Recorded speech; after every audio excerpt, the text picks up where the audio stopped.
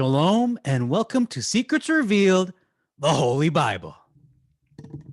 Today we're looking at Exodus chapter 40. This is the final chapter. In this book. This is a very big change today. As you can see, not only do I have a new mic, actually it's not new, but I wasn't able to connect this mic previously, and now I've got this little screen. I think it's called a pop blocker.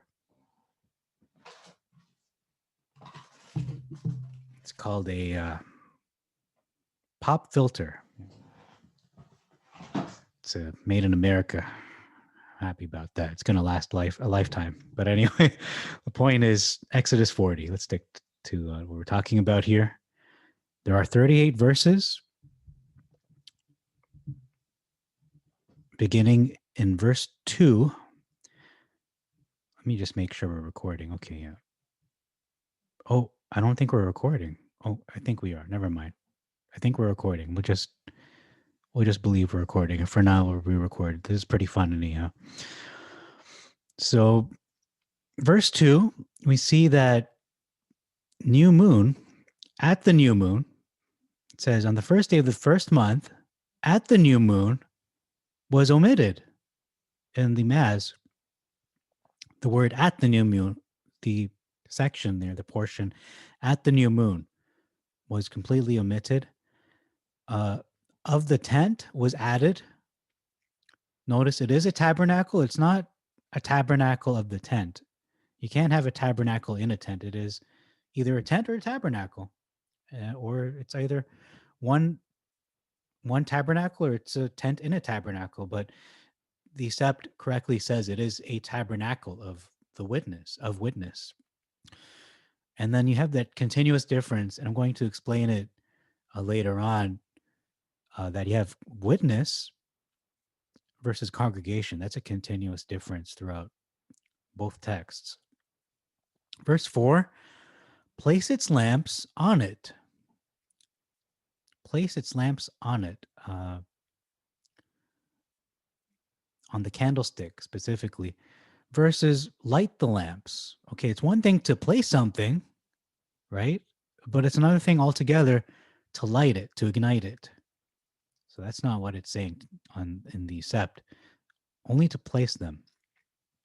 Verse 6, and you shall set up the tabernacle.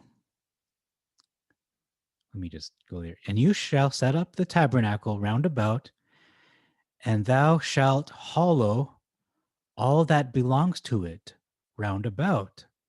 Omitted from the Mass. Why is this important?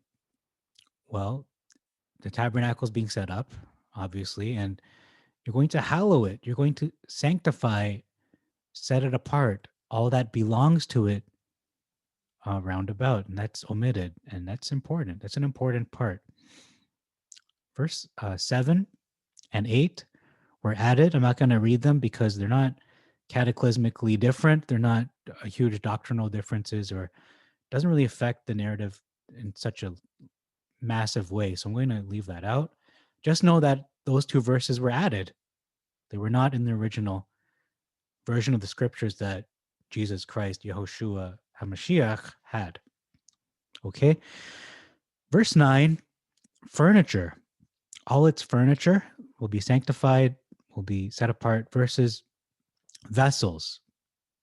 That's a continuous difference, you will see. Verse 11 was also added in the Mass. Verse 14, I mean, that's automatic. When I say added, it's the Mass automatically. Verse 14 is garments versus coats. Holy garments versus... okay, you know what? It says holy garments there too. So never mind. Oh, it's verse 13. Okay, put garments on them, verse 14. And then here in 14 of the Mass says coats. So there you go. Let me just pause. Oh, let me pause it for one moment. Alt P. Okay, as you can see, the topic is proof the new moon is one day. and specifically the first day of the month, not just any day, the first day of the month. So let's read this verse. Verse 17, and it came to pass in the first month, in the second year after their going forth out of Mizraim, Egypt, at the new moon, that the tabernacle was set up. So this happened on one day. The Masoretic also proves it is one day, probably even more so than the Sept. And it says here, came to pass in the first month, in the second year, on the first day, first of the month. See, it's more specific in the Maz, to be honest here, that it's on the first of the month. But if you understand the expression new moon, it means the new month, and that happens on the first day of the month automatically. So that would be understood in a historical context if you lived in that period of time where it was just common knowledge. But since that is no longer common knowledge, I have to explain it to you. Okay, so what I wanted to explain is that some people believe that the new moon, they believe in a new moon, but they believe that the new moon, when you define that term, it is the darkness of the moon, which takes place, it can be as long as 2 to 3 days. The conjunction moon, it's called. But as you can see from this verse we just read in verse 17, it was at the new moon that the tabernacle was set up. The Masoretic is even more specific, saying the first day of the month, the tabernacle was set up. So when you say new moon and first of the month, it's a synonym. They're synonymous. This proves, once again, the new moon is in fact not just the first day of the month, it is one day. It takes place on one day. It's not 2 days long, it's not 3 days long. It's one day long. And this is not only can you prove it by looking at these scriptures, but when just, even if you go outside and you observe this natural phenomenon that occurs when you look up into the sky and you look for the moon, you can't find the moon. Why? Because it's in the conjunction phase. And that, like I said, can last as long as 3 days. But once you see the first light, that new sliver, or the renewed moon, some call it, that new sliver of the crescent moon, that is the first day of the month. And some people choose to observe it based on at least 2 credible witnesses uh, looking for the new moon in Israel, geographic Israel, and more specifically in Jerusalem, while others choose to base it from where they live on this planet. And you know what? I have no contention with that. Personally, I base it off Jerusalem, but if you choose to base it on where you live, no problem. I'm not going to argue about that. But the point is, it's only a matter of hours difference, not a massive difference. The point is that the new moon, the first day of the month, is one day. So that's verse 17. Verse 18, we see here bars versus boards. They put up the bars into their places versus the boards, okay? So those are not the same structurally. Verse 20, mercy seat upon the ark that was added in the Maz. Verse 24, we're going to explain just why this is significant when it says tabernacle of witness versus tabernacle or tent, in this case, of the congregation. So the witness, when it says tabernacle of witness, what what it's referring to when it says here, the witness, is the testimony, the ark of the testimony. Because a witness is a testimonial. It is proof, evidence of something, hard evidence of something you're trying to preserve or to claim.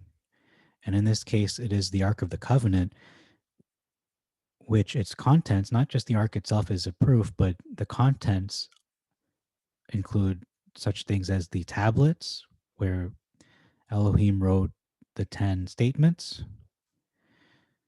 with his own finger. And then you have the manna. You have Aaron's rod, which we haven't gotten to yet, but that was also in there, or is in there, I should say. And so that's the testimony. But congregation, we all know this, but I'm going to explain it. Congregation, if we're referring to the tabernacle or the tent as being of the congregation, that means we're talking about the people of Israel. But the problem with using the statement, oh, let me just try that again. The problem of using the statement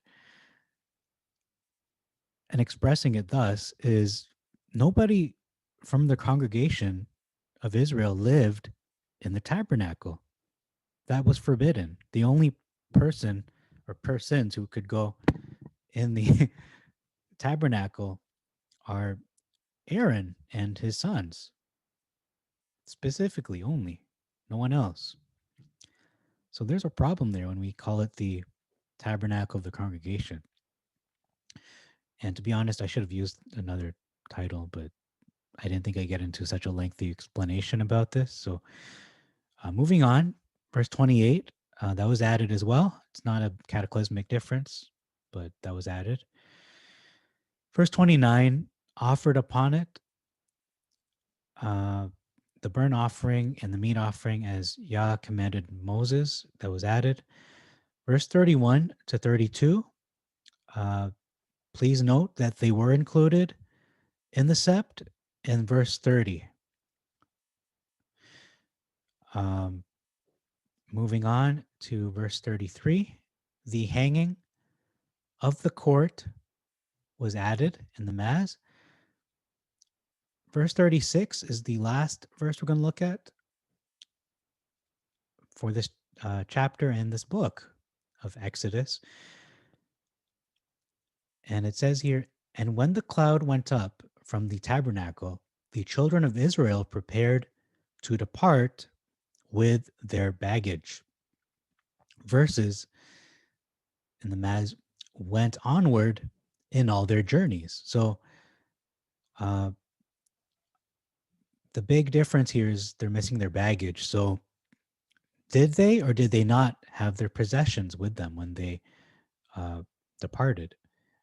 The sept clearly tells us that they did have their baggage. The Maz just omits it completely, so they don't seem to have anything with them. That's all for this chapter. And for this book of Exodus, we're going to look and begin with the book of Leviticus, pardon me. Leviticus chapter 1 will be the next video. Thank you very much for your time. May God bless you and make your journey prosperous. You have just watched Secrets Revealed, the Holy Bible. Shalom.